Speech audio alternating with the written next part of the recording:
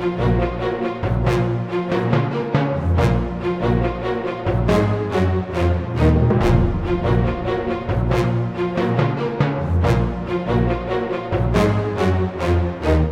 बलराज नावानी, मध्य प्रदेश बुरहानपुर में।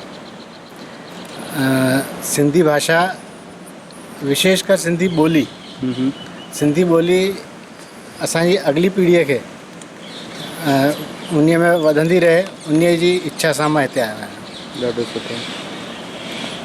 ऐं मुंहिंजी मतिलबु सभिनी सां वॾनि सां जेतिरा बि आहिनि ऐं हिन प्रशासनिक व्यवस्था में सभिनी सां मुंहिंजो निमाणो निवेदन आहे कि अरबी ऐं पक्की सिंधी उहा छॾे करे ऐं असां अगरि पंहिंजे ॿारनि में सिंधी ॿोली चाहियूं था त देवनागरी, हिंदी ऐं इंग्लिश उन्हीअ खे वधाउ ॾियनि या महिरबानी कनि। Thank U. मां राजेंद्र प्रेमचंदानी कमल भोपाल में आयो आहियां। राष्ट्रीय सिंधी भाषा विकास परिषद NCPS जो सदस्य आहियां। इन खां पहिरियों मध्य प्रदेश जो सिंधी साहित्य अकादमी जो महानिदेशक हुयुमि 2.5 साल। त ख़ासि तौर सां नेचुरल सिंधी भाषा लाइ कमु कई थो पिया सभी मिली करे। ऐं हिते त सभु इंजॉय करणु आया आहियूं, कमु करणु आया आहियूं ऐं इंजॉय बि करणु आया आहियूं। Thank U. ज्ञान प्रकाश टेकचंदानी सरल, मेंबर UP सिंधी एकेडमी ऐं NCPSL अयोध्या में। जी। त हिते कुछ ख्वाहिशूं खणी आया हूंदो कुछ? हाँ, ख्वाहिशूं ये कि अॼां ताईं जेके एकेडमीज़ आहिनि सिर्फ़ु हिकु ई ॻाल्हि करे थी पई, विकास कैसे हो, विकास कैसे हो। अञा इहो ई सोचनि थियूं पयूं विकास कीअं थिए। इन जो कोई रोड मैप अञा ताईं कोन थो अचे पियो। जेको थियो आहे थोरो घणो पोयनि सालनि में NCPSL हिकु नई दिशा ॾेखारी आहे, नई रोशनी ॾेखारी आहे।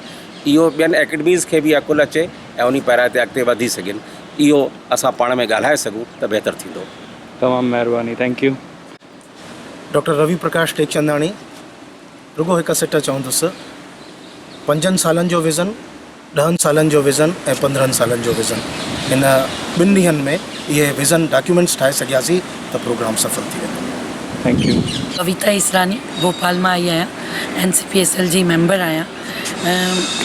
जिन कम ॾाढा कया आहिनि उन्हनि जा अनुभव ऐं जेके अॻिते कमु करणु चाहिनि था उन्हनि जी योग्यता, इहे ॿई मिली वञनि त अॻिते कुझु ॾाढो सुठो थी सघंदो। हिन 2 ॾींहंनि जे कॉन्फ्रेंस ते कोशिशि इहा रहंदी सिखूं बि, सेखारियूं बि ऐं अॻिते कुझु ॾाढो सुहिणो, ॾाढो सुठो करण जो विज़न हितां खणी वञूं, जंहिंसां असांजी पंहिंजी मादरी ज़बान, पंहिंजी ॿोली, असांजी पंहिंजी मदर टंग सिंधीअ खे कंहिं ओज ताईं पहुचाए सघूं।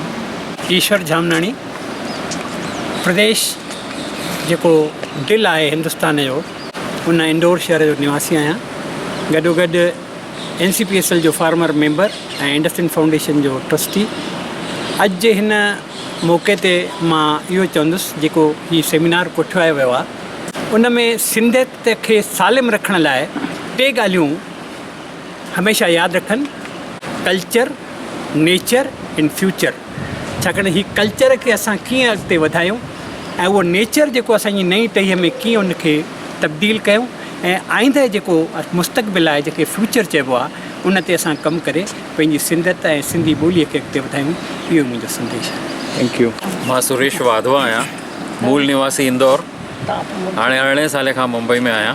इंदौर में युवा सिंधी समाज, मध्य प्रदेश युवा सिंधी समाज, ऑल इंडिया सिंधी समाज में कमु करे जंहिं महिल मुंबई में आयुमि त हिते ॾिठुमि कि कंहिंखे बि कंहिं सिंधियत जी पंहिंजी भाषा सां लॻाव कोन्हे। हिकिड़ी मशीनी ज़िंदगी आहे जेकी सुबुह खां शाम ताईं डुकां था पाइनि ऐं न के कल्चर ऐं न के भाषा जो कंहिंखे हो आहे। पर इहा ॾिठुमि कि अंदरि ई अंदरि में हर कोई बुखियो हुयो कि भई कीअं पंहिंजे सिंधियुनि सां मिलिजे। त मां जंहिं क्षेत्र में आयुमि उन में ॻोल्हे करे हिकिड़ो ग्रुप ठाहियो आहे जंहिंमें 400 हिन टाइम परिवार सदस्य आहिनि, वी सिंधीज़ कांदिवली वेस्ट जे नाले सां। ऐं हिकिड़ी ॻाल्हि ते फोकस आहे कि टुगेदर ऑलवेज असांजी जेकी 2nd लाइन असां रखी आहे त उन सां पाण में गॾु रहो, गॾु रहंदा त सिंधी ॻाल्हाईंदा, गॾिजो ऐं प्रोग्राम कयो ऐं जाते जाते थी सघे किथे बि सिंधी जो नालो रखो। कुझु ईअं आहे कि पाण में कॾहिं बि ॾिसूं त सिंधियत जी यादि अचे ऐं डिवोशन सां कमु करे। नमस्कार जी, मैं professor R.K. Singh, Rajesh Kumar Singh, doctor Ram Manohar Lohia Awadh विश्वविद्यालय फैज़ाबाद अयोध्या में हूँ। अभी आप लोगों के सहयोग से सिंधी एकेडमी खुली, उसका डायरेक्टर हूँ। रहने वाला मैं डिस्ट्रिक्ट मैनपुरी का हूँ, अच्छा। उत्तर प्रदेश में। पिताजी आर्मी में थे, इसलिए कई जगह घूमा। और मेरा यहाँ आने का एक उद्देश्य है कि सिंध के सांस्कृतिक इतिहास पे एक नेशनल लेवल का म्यूज़ियम हो जो अयोध्या में खुले, ये मेरी इच्छा है। बहुत बढ़िया, थैंक यू। कोई मुंहिंजो बि वठंदो? अचो अचो अचो अचो हेॾा अचो हेॾा ऐं दीदी ईअं वठो कि सभिनि जा अचनि हिन सां और ये घुमाए छॾियो। जय झूलेलाल, मां दीपक केसवाणी। मूंखे अजीत मनियाल जी इन्विटेशन ॾिनी की अचो ऐं तव्हां जेके कम करे रहिया हो उन जे बारे में सभिनी खे ॿुधायो। त सुभाणे मुंहिंजो प्रेज़ेंटेशन आहे ऐं उन में मां कोशिशि कंदुमि की मुंहिंजा वीचार सिंधी खे वाधारे जे लाइ छा आहिनि, ख़ासि करे रेडियो सिंधी छा आहे ऐं इंटरनेट खे कीअं यूज़ करे असां सभिनी सिंधियुनि सां वरी ॿधिजी था सघूं, उन जे मथां मां सुभाणे प्रेज़ेंटेशन ॾियण वारो आहे। मूंखे उमेदु आहे सभिनी खे जाम वणंदो, सुठो लॻंदो ऐं बाक़ी ॾिसूं था। जय झूलेलाल, थैंक यू। ॾाढो सुठो। हेॾे घुमाए त सही, कैमरा त घुमाए। मां हिकिड़ी सिंधी वानगी पेश थो कयां। अरे वो वो वो वो वो वो वो कैम मुंहुं मली रॾे अॼु मथे चोट चढ़ी, नित निहारे ॾेह ॾे मुंहिंजा ॻोढ़ा कमित ॻड़ी, अचो लालण आवलड़ी कीअं मांदी गुज़ारे मारवी, ओ मरमू नथा विसरने वेरी चने जवारा, ओ मरमू नथा विसरने वेरी चने जवारा, भॼी भोर थींदई भॼी भोर थींदई, ओ कुंजो कुर्फ़ तारा, ओ कुंजो कुर्फ़ तारा, उमर मूं नथा विसरने वेरी चने जावा, उमर मां मरुन जी, उमर मां मरुन जी, आहियां अमानत सदा सुहाजिन जी आहे सदाकत, उमर मां मरुन जी, उमर मां मरुन जी, आहियां अमानत सदा सुहाजिन जी आहे सदाकत, बितन जे भर में